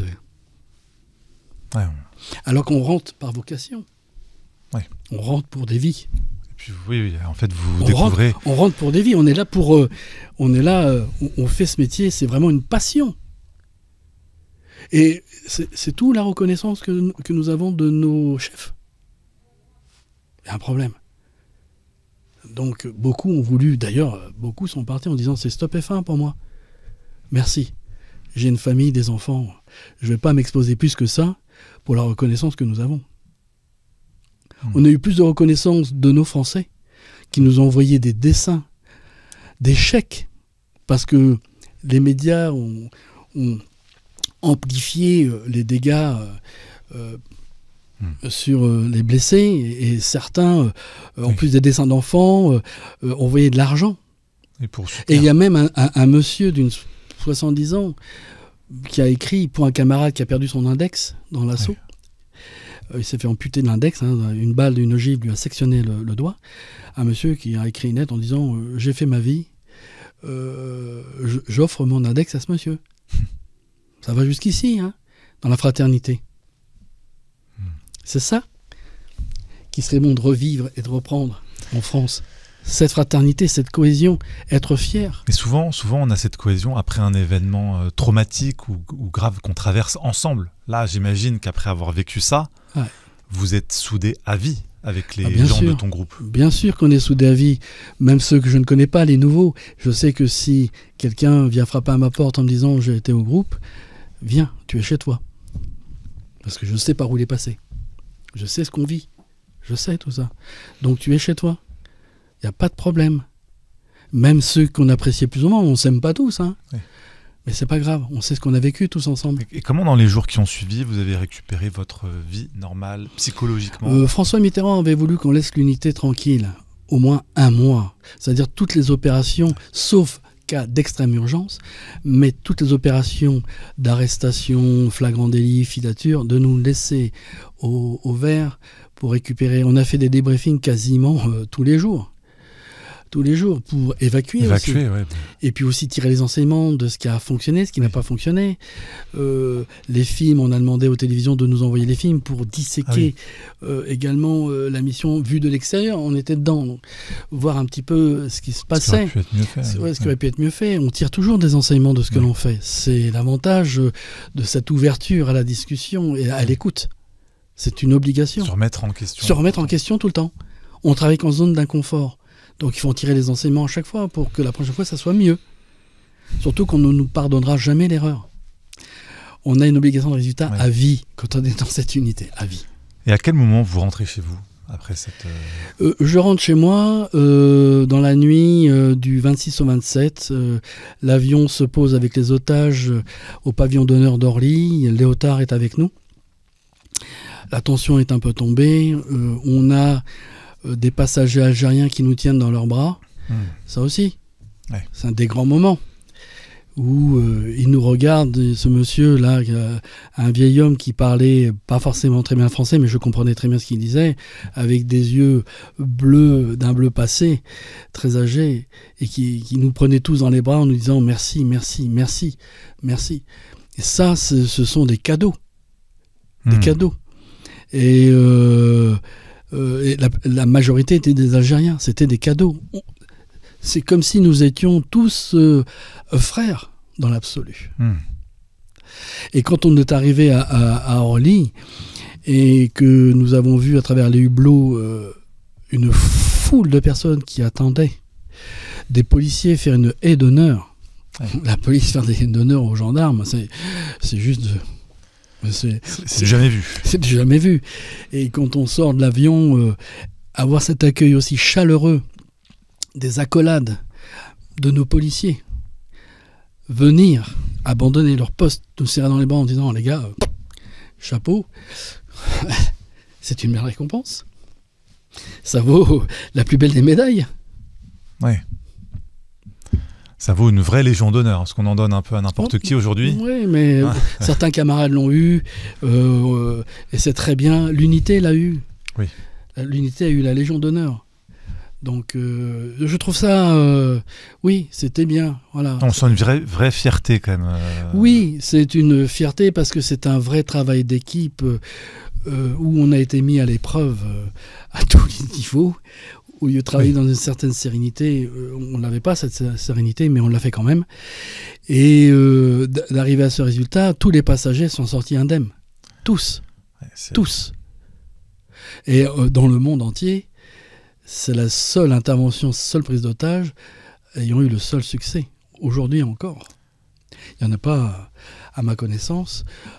Chaque intervention de ce type-là, il y a eu des bobos, des blessés, des décès des deux côtés. Donc voilà, aujourd'hui, le groupe est capable d'intervenir sur 4 détournements d'avion en même temps, vu l'effectif, avec la même expérience, les mêmes moyens. Donc on s'est étoffé face à la menace. Alors, j'imagine que ça a dû être un très grand soulagement pour tous les proches de toutes les... Oui, quand j'ai eu mon épouse, et puis mon épouse, quand elle m'a mis au téléphone, elle n'en croyait pas ses oreilles, et j'appelais mes parents, et ma mère, quand je l'ai appelée, je lui ai dit c'est moi, elle ne croyait pas que c'était moi.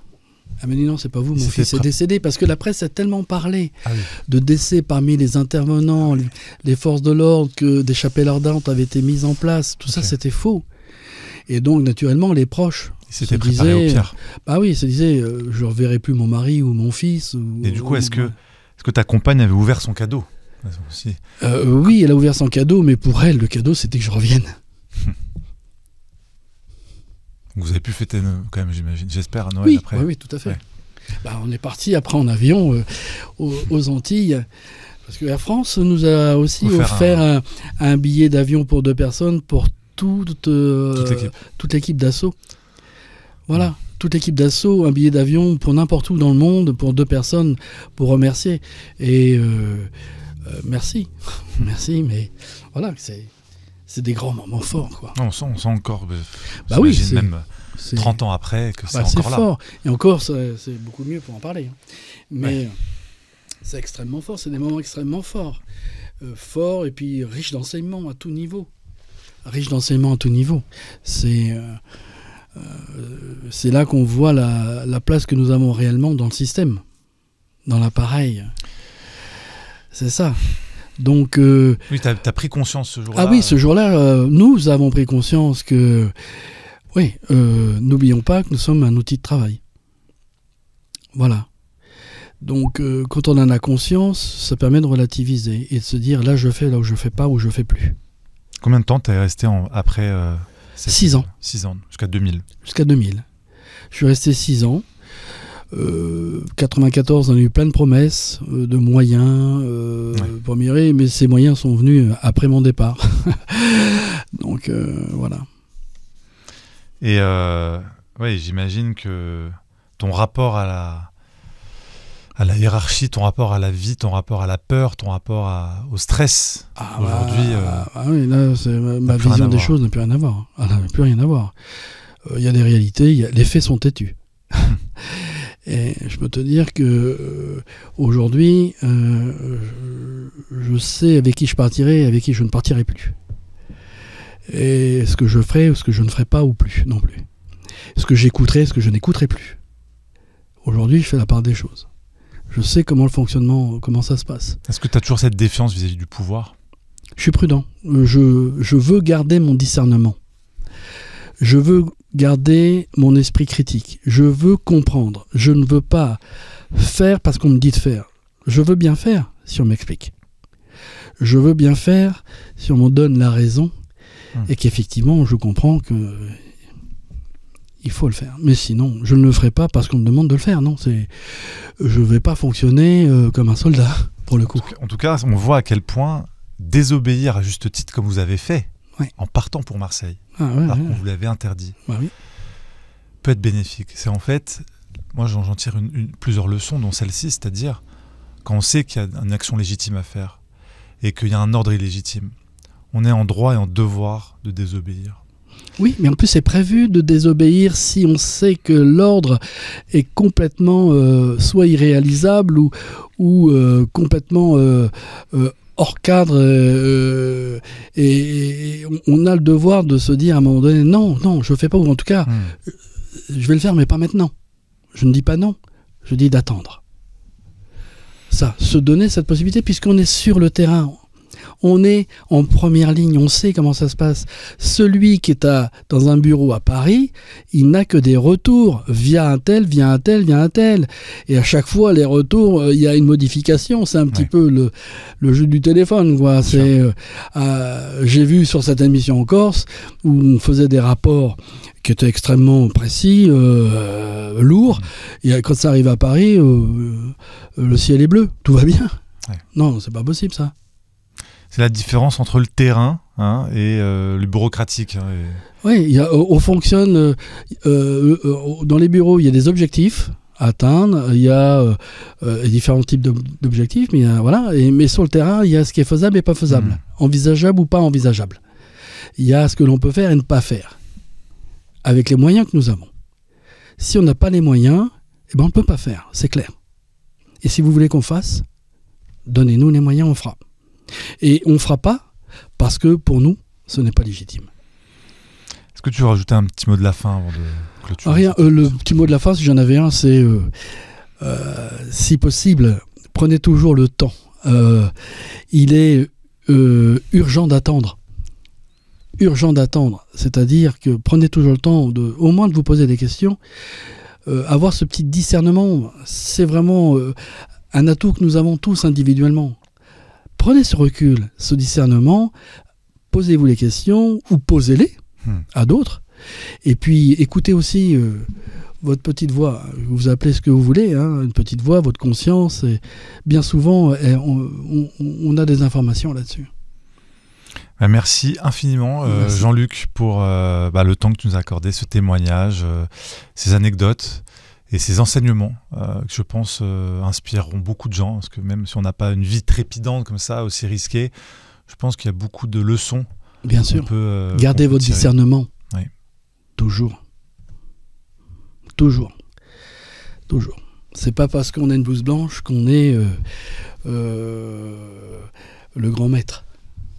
Tout le monde fait des erreurs, même celui qui a la blouse blanche. Donc, n'hésitez pas à challenger s'il faut challenger. Restez maître de vous-même aussi. Exactement. Et de ce que vous pensez. Il ne faut pas laisser les gens penser à notre place. En tout cas, j'invite ceux qui nous regardent à aller regarder cette première interview qu'on a faite ensemble, du GIGN à la fois, où on rentre un peu plus en profondeur sur la spiritualité, tes convictions, ce qui t'a donné aussi cette transcendance, cette fois que tu as témoigné dans ce livre, je rappelle, du GIGN à la fois, c'est le titre de ton ouvrage. Et puis cet entretien est tourné avant le 5 septembre, on va te retrouver pour les 25 ans de Nexus sur scène. Je pense que cette vidéo sera diffusée après le 5 septembre. Et voilà, ceux qui t'auront vu sur scène peut-être auront un peu plus de ton parcours, d'anecdotes peut-être dans cet entretien du jour. Bien sûr, avec grand plaisir et merci. Et j'espère te retrouver à ce micro-là pour continuer à un petit peu approfondir avec ton expérience, moi qui m'inspire. Merci de ton accueil.